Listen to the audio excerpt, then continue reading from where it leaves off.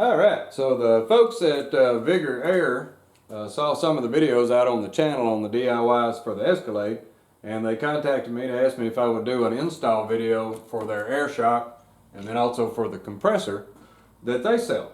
And so I was like, sure, we can do some install videos of those. So we'll go through and make a couple videos that detail out how to install these and go through all that, the setup and checking everything. But I figured while I was at it, since I hadn't had an opportunity to try another set of shocks to compare to those low cost ones that I put on there a couple years ago, I just really got them to get on a road trip and have some shocks because the OE ones were blown out and the compressor wasn't working. So those fit fine, and we had a little modifications. If you saw that other video, the biggest problem those had is that this fitting right here is the wrong size on those cheap ones that I put on there. So I'm hoping, hadn't done the install yet, but I'm hoping that this fitting is going to be good and going to be spec to the OE size, because that was the biggest problem with those other ones, is that I had to do a little manipulation to get those to pump up because it just leaked like a sieve on that little connector right there. So once we do our install, we'll be able to check them. But first off, what I want to do, just to see how the low cost ones compare as far as ride to something else, I'm going to set up with my little camera underneath the Escalade, and we're going to go for a ride. I'm going to go find me some train tracks around here that are pretty rough, and we'll get some video of the low cost ones and how they react to running across a train track versus how these, once I do the install. So we'll get set up and go for a ride here, and then we'll be back to do the install videos, and then after I get the shock off for here, we can compare them side by side and just see what the differences are between the two shocks. So we'll be back here in just a minute. Alright, so we're coming up to the train tracks. I'm going to hit these about 35 miles an hour. So we're going to see what it does to the suspension underneath there when I come across these tracks. So that's right around this bend here. We're right at 35 miles an hour, so let's go across these. There we go. Now, we'll be able to compare that when we switch out to the other shocks and see just exactly how much they flex.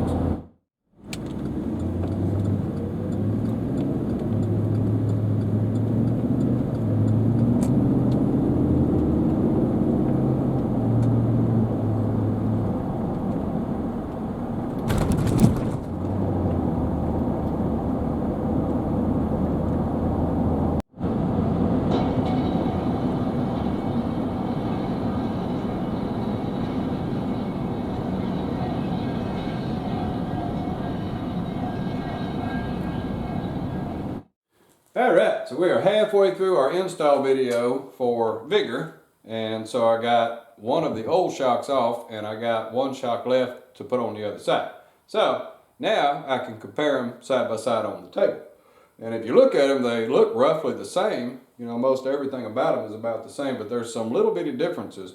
And one of the big things, if you saw the other video on these where I was reviewing what you had to do to get them to work, you'll remember that with the little fitting connection with the two O-rings, when I put it in there, it's just loose as can be. That hole is way out of spec, and so it wouldn't seal up. So I ended up having to make these little rubber things, replace the O-rings out so I could seal up that cheap one and get them to work. So they've been working for a couple years now and not leaking, and they're airing up and doing everything.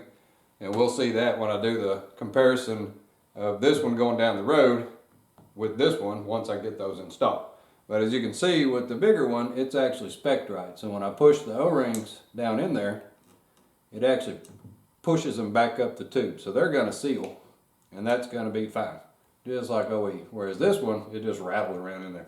So that's the biggest difference that I saw out of these and this one when I'm checking things. But there are some other differences. Like, for example, the electrical connection on this one is not fixed, whereas the Vigor one is fixed, so that's kind of nice. Keeps things from maybe twisting around and getting a cable. I also noticed that when I pulled this loose, took this one off when I was making the install video for this one, that one of the pins came out of the cheap one. And so you can see that one of the electrical connectors wasn't even down in there good. Now it never tripped any codes or anything, So I guess it was working, but that pin was just barely in there. So when I took the connector off, the little pin came out. So that's what you get for cheap. But like I say, it wasn't throwing any codes, and they worked for a couple of years. So this part looks roughly the same. This is all the same. It's all welded about the same. Down here on the back side of it though, there's a difference. If you look right here on the cheap one, oh, just lost my electrical connection. So if you look on the cheap one, there's no boss right here.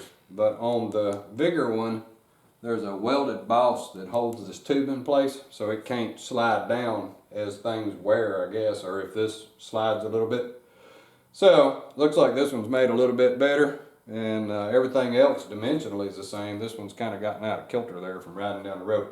But the last thing that we'll notice, and like I say, this is about 2 years old, so is it actually working anymore? We're going to see some on the video with the camera under it, but if I take them and I put it on the floor and squish it, so they'll squish pretty easy. And so if I squish it all the way down and set it back on the table, you can see that it no longer expands itself anymore. If I take the new one and I squish it and I set it on the table, so this one, although the airbag is still good and it's inflating, the shock inside of it is no longer functioning that well, and so it's stuck at a certain height. So it'll be real curious when I compare side by side on them going down the road that this one may not be reacting like it should be anymore. We'll show the videos next on the comparison going down the road where I hit the railroad tracks, and then we'll finish this comparison video on out.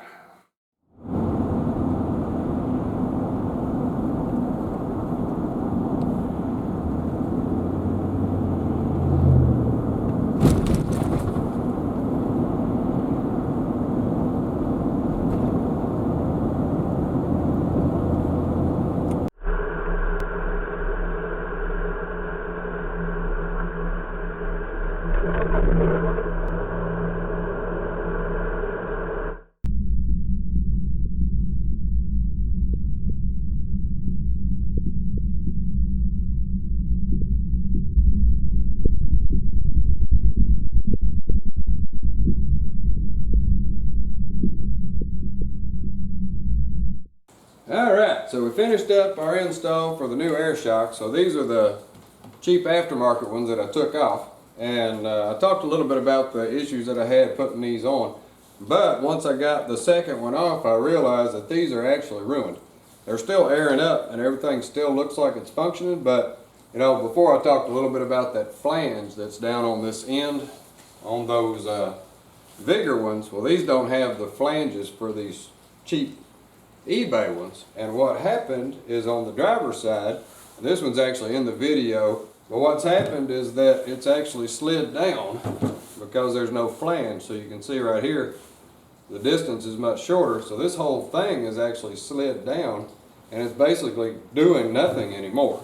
And so you can see it just pushes, and so it's not connected anymore to anything, and so it's not gonna push up or anything. And you can see also where this one, it's kind of clean right here. This is the part that's been exposed to the air. And so if I push this one down and put it at the height, let me just push it back down.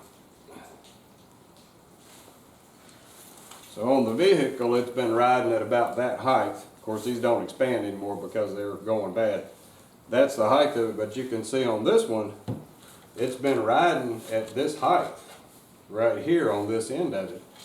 And so if I push it down,